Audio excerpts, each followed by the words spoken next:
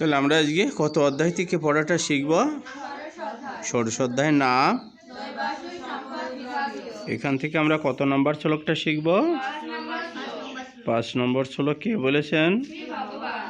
তো আমরা শব্দগুলো জেনে নাকি। দৈবী সম্পদ বিমোক্ষায়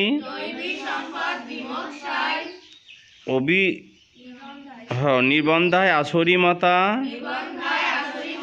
মা শুচ সম্পদম দৈবীম অভিজাত অসি পাণ্ডব।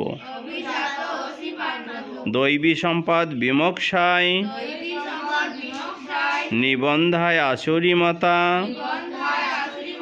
মা শুচ সম্পদম দৈবীম অভিজাত অসি পাণ্ডব।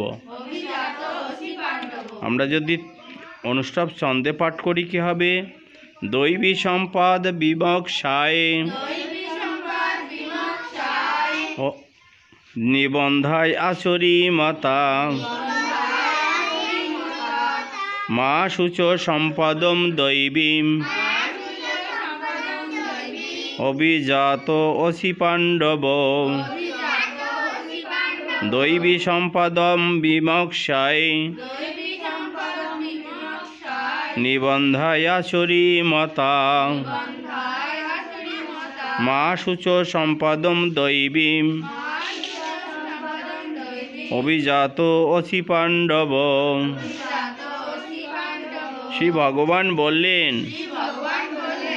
দৈবী গুণাবলী মুক্তির অনুকূল, আর আসরিক গুণাবলী সংসার বন্ধনের কারণ।